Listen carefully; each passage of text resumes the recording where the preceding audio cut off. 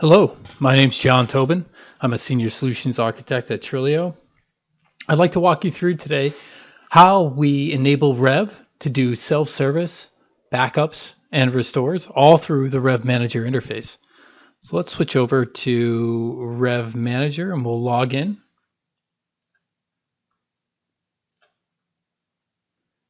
Now what you'll see here as soon as it loads is a stock Rev Manager dashboard.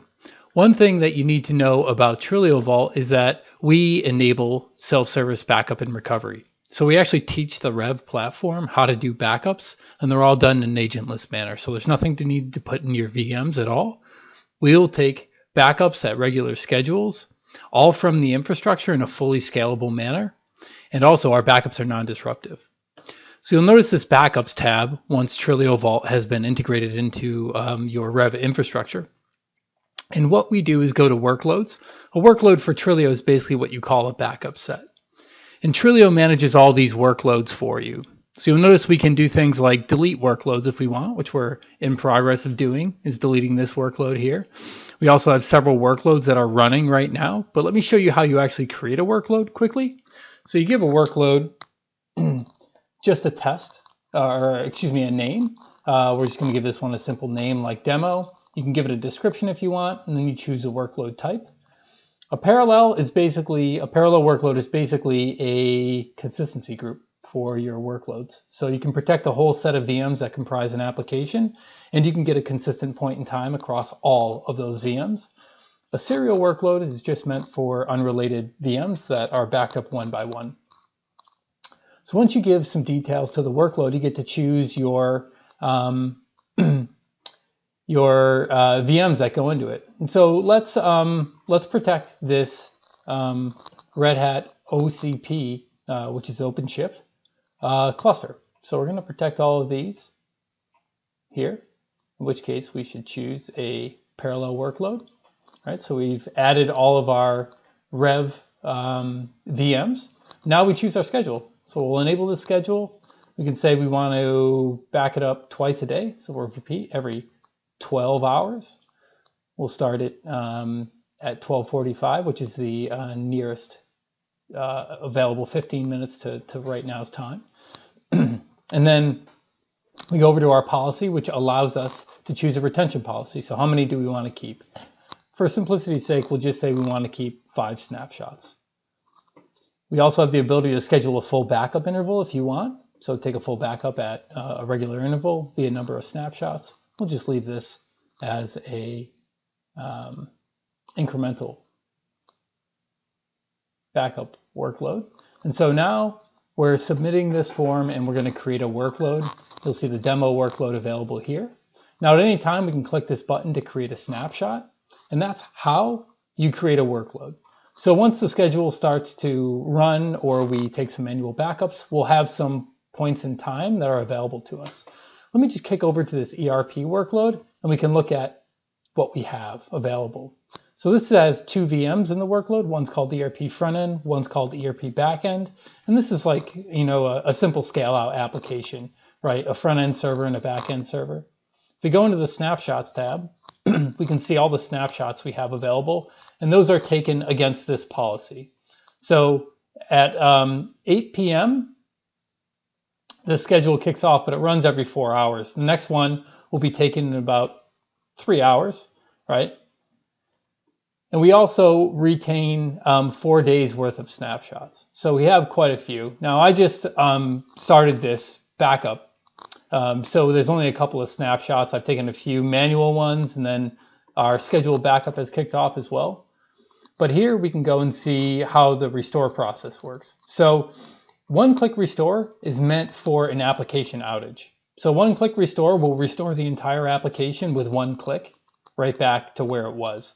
Now all the VMs that comprise this application have to be gone out of Rev Manager because we don't want to overwrite good data. So this will always error out if the VMs still exist, which they do in this environment. Now, if our VMs still exist, we have what we call an in-place restore.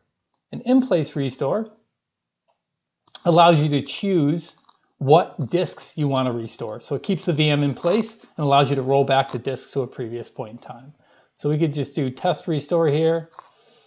And for our VM instances, each one of these is the VMs located in this workload. So ERP backend or ERP frontend, we can choose which disks we want to roll back.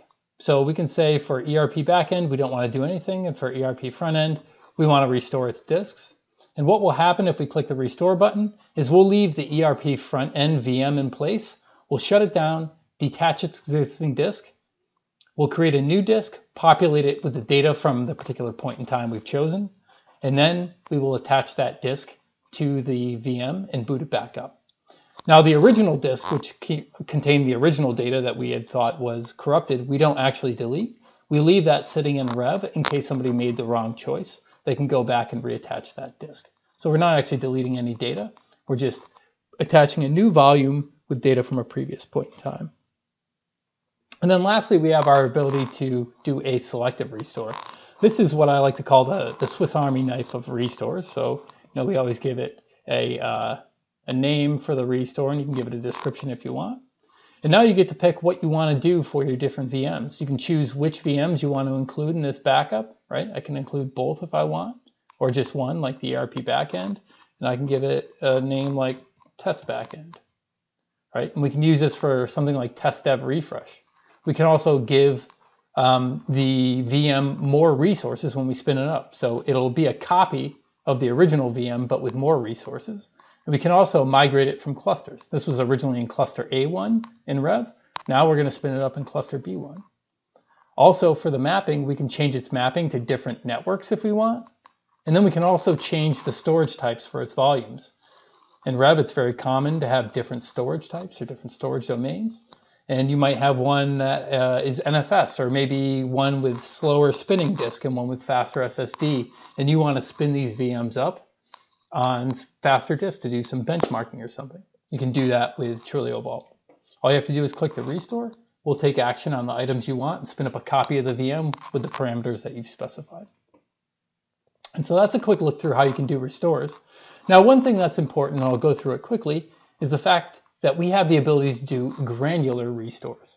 So this is a VM-focused backup. It backs up the entire VM and all of its disks, but we allow you to restore that on a granular basis. And what that means is restoring single files.